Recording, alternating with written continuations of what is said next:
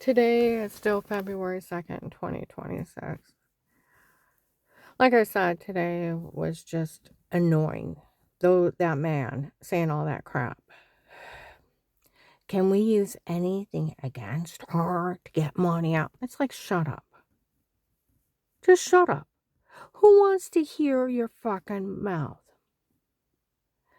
We all know she didn't call anybody on the gunshot night and she hid. See, that was one of their scams, too.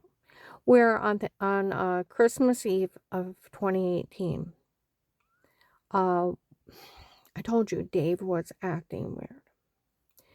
We needed treats for the kids for Christmas. I had been bashed in the head, beaten, raped, and left for dead.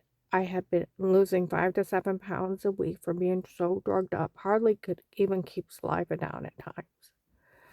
It was horrible there. I'd almost been shot in the head driving, facing stalkers, being human trafficked out of that house.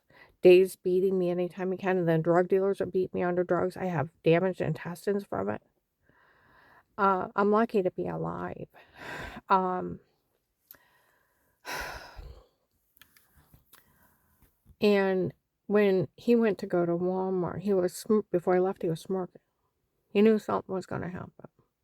And when he was at Walmart, we were video chatting. His phone was clicking in. And I heard gunfire. I live 10 point something miles out of town in the middle of nowhere in the middle of the woods. We didn't even have street lights. You couldn't see past the porches a lot of the times. It was the darkest night you've ever seen. Okay? It's like black soup out there. Literally. At times. And it's like the darkness just engulfs you. I'm looking out the windows, and the next home over was a duplex. The old lady was in a hospital that lived there, and there was a group of men on the other side of the duplex. Okay. While I'm talking to Dave, and he's saying crazy crap, a gun discharged, light went on. And I told Dave, I said, I need to call the police. Don't you get off this phone. He starts saying crazy crap. I look out the front window, a green laser light crosses my eyes. I duck, look up back, lights are crossing. I'm surrounded. It's him. They're right outside. And I knew they could hear me. It's like, I need to call the police. I heard gunfire. Don't you get off this phone. He's screaming. I'm afraid if I hang up, they'll storm in the house. And I'm walking around what to do. I go load a 9mm gun, several clips. Walking around, I looked out front again. The green laser light crossed my eyes. I duck. I look up back, the lights are crossing. And I'm like, if I hide in a closet, I won't know where they're at. If I get in a car and I take off driving, they're out front, they'll shoot me. If I run to the male nurse's house on the other side, they'll shoot me, they're out back. Where to hide? And I positioned myself between the two doors. I even thought of my brother-in-law, Craig, that worked for the government. For the government can see you through the TV if they want to, Karen. Don't ever forget, for a monitor is a monitor. And they can see you through it if they need to. I turned on the TV in the dark, sat on the floor with a knife between my knees and Cliff sitting next to me. And as he's rambling crazy crap, the second sound of endless gunfire.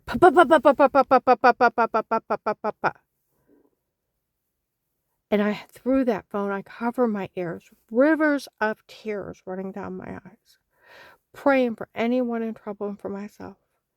And the room felt like daylight. It was Dave pulling it. Okay. Like they said, he made a big mistake. He pulled up next to a legally bugged house. I hear, you went to the wrong house. We know. She's nothing but target practice. They were going to shoot me if I ran. And I hid instead.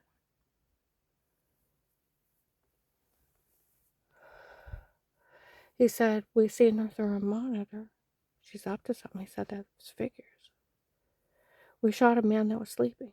Took us several minutes to find him where we finished him off in a back room. We knew he liked her and wanted to meet her when this was over. We shot a man in the head that was running. We're going to say a neighbor did it by mistake. And I'm paralyzed on the floor with fear. Took me a long time to get up. I laid in bed, don't think. Nobody showed up. Daylight came, we got in a big argument. I had the wand. I'm running through the backwoods out of the male nurse's house on the other side. A young white guy with long black hair come running out to grab me. Dave's running after me. You have an affair? I turn around. I'd never seen him before in life.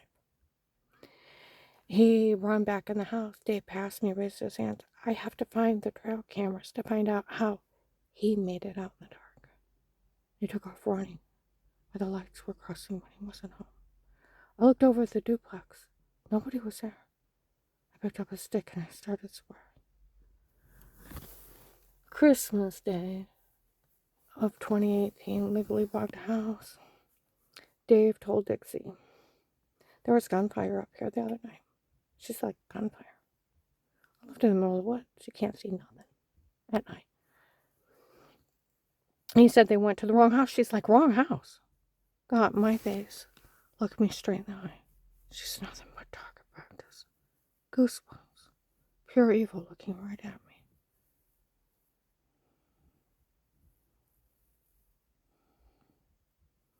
People showed up. She didn't call the police that night.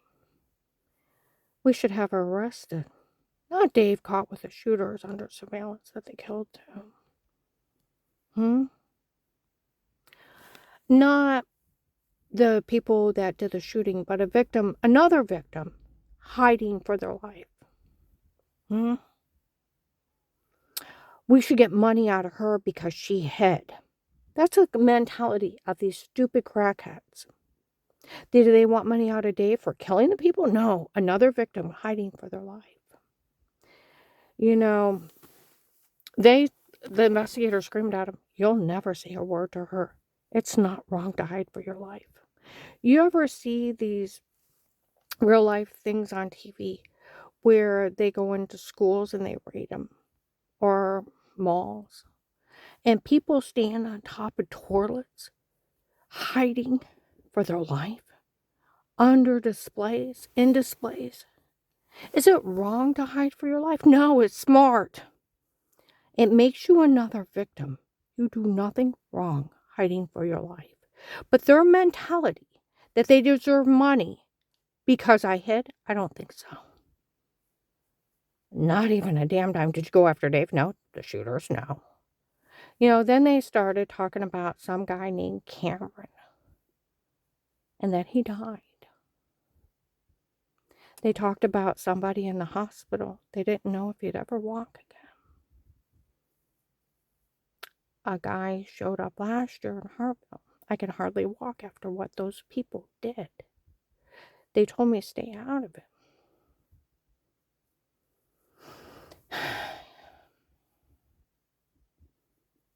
There was some guy, his son died in the hospital. Pneumonia. Some other guy said he had to hide and almost froze to death in the middle of winter. Some of the men that watched me came up to me. For as they broke through the doors, we scattered. One ran by the house to grab me. As he ran by the house to grab me, they chased him through the backwoods. Lights crossing, that would make sense. Shooting at him till I made it to the neighbor's house to call the police. And there was sirens in the distance, so the police were called.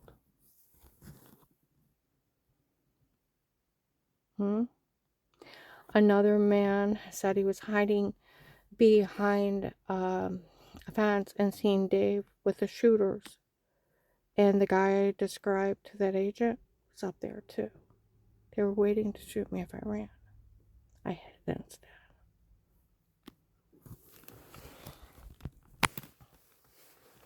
And that's where the Asian lady showed up in May or June of 19 in Louisville, said her husband died. And her children and her needed help. And she kept telling people her children didn't have a father because of what Dave did. Why didn't she go after Dave? Well, I wanted to help her, and I went out and got a prepaid phone.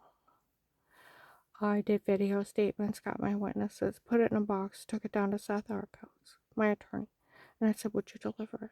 He said, "What's in it?" I said, "I can't say," and I could see the drug cartel drive by. He said,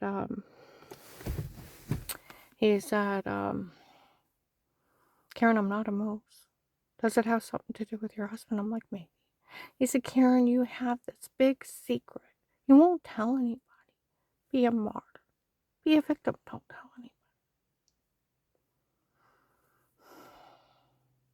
He said, "Far as I know," and he nailed it.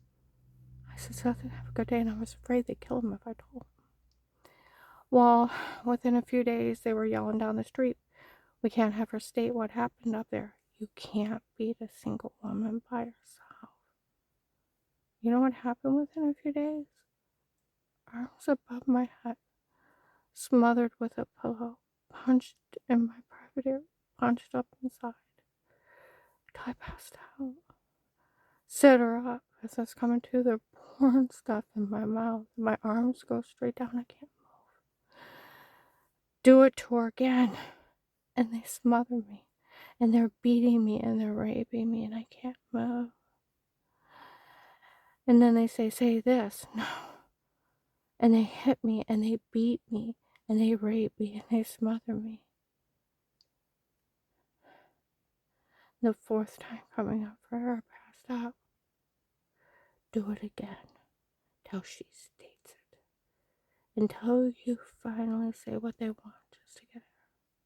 Never been tortured. I passed out again. I woke up, I was still paralyzed. Roll her over. She thinks Dave ripped her butt. Wait till we're done with her. And they took turns about raping me and beating me, and I couldn't move. I passed out again. I woke up. I have post-traumatic syndrome. I was in complete shock. I walked in. My private area was at least 3 or 4 times swollen. I got in the shower and I curled up in a ball on the floor. I got out, I looked at my bed, I thought I have to wash it, they raped me. I go down, they have women waiting to make fun of me. And I leave. It took me several weeks to go back to church. I went to go to Macy's and before church and walk around in distress, and I seen that idiot that tortured me. I got away from him and I went into church. He follows me in, screaming I had to arrest that whore. He told everybody it was FBI. Not a whore. The usher yelled at him.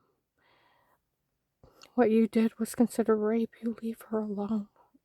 There was over 1,000 people in there. 10 aisles looking at me and him, and I sit down crying rivers of tears as they're screaming and it's echoing through the sanctuary. I run out crying. I worked at Berry Cheese at the time. I had to go to work. I go in for women, 3 women, 3 or 4 women in the main room. 2 turn around in the middle. Keith said, "If you open your mouth again, he'll do it to you again." I was more to stay quiet. I had to go on bladder spasm medicine for 2 years. I used to come up out of my sleep begging God, help me.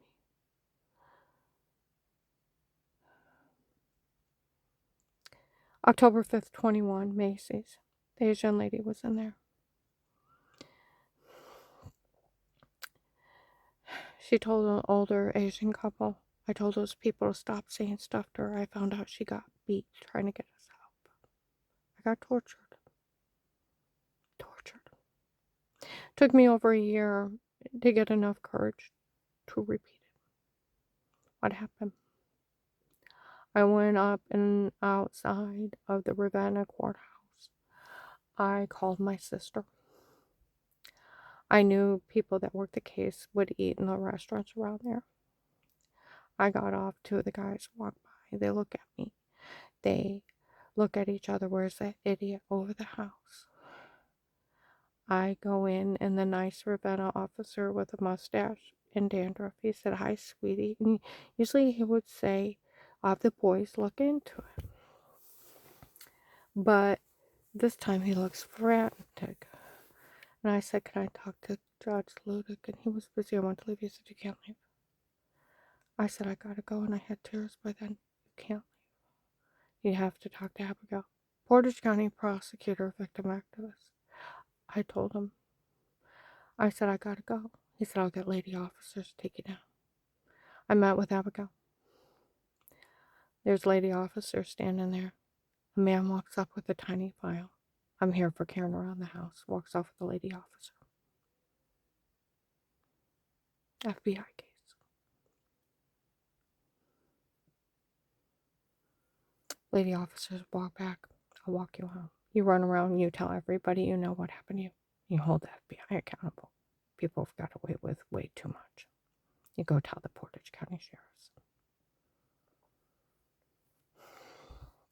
Next day, I met with Officer Bacon. That man dare get smart with me.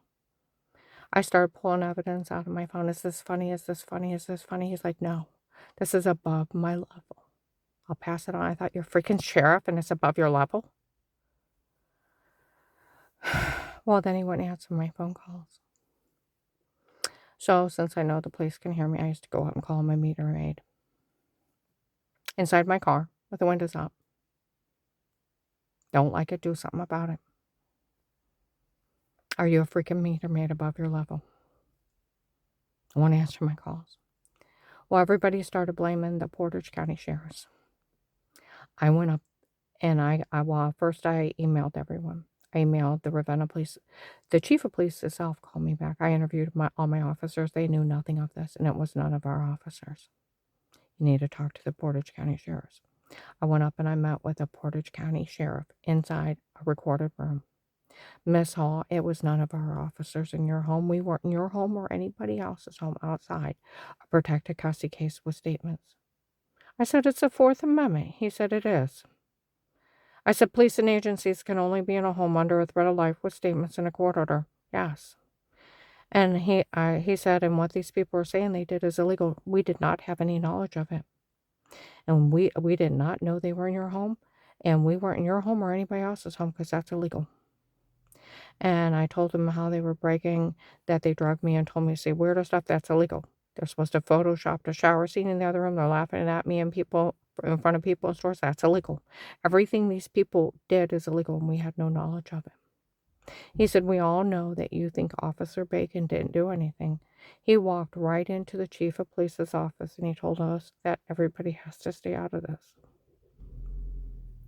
It's an FBI case. Agent Johnny, you've ever been tortured? It never leaves you. You get flashbacks. It never leaves you. It's a level of fear you just bury inside you. And at times, a moment of spirit will bring it instantly right back. Just learn to bury it. I still live and I will have injuries the rest of my life from this case. Were you tortured? Were you raped? Were you human trafficked? Were you drugged and induced vomiting till your stomach shifted under your ribs? Were you beat in the stomach till they almost ruptured your intestines and they're permanently damaged? Were you stabbed in the neck, bashed in the head, beaten, raped, and left for dead? Are you losing your eyesight and have to have eye surgery because of it from an FBI case? Were your arm chicken winged and your rib cage damaged from being knocked in a railing and beat? Huh? Did that happen to you? Were you almost shot in the head driving? Did you have to hide on a shooting night? Were you almost shot in the head driving? It was me, facing 6 stalkers, your little informant left in trenches. It happened to me, not you. And because of carrying around the house, like Maddie's friend that's a police department 2.5 hours away, those at police department knew about my case, knew about the Texas crew. They got a hold of U.S. Marshals, where he said the police were going to use my case to get the drug dealers that were human trafficking people. U.S. Marshals showed up January 20th, 23. They used the case, got 800 bad guys, saved hundreds of people. FBI got Judge Peters, 100 men. And then more cartels where they showed up and break their crimes around me. Got your Trakasami. Like they said, she was part of a really, really big boss. I'm gonna upload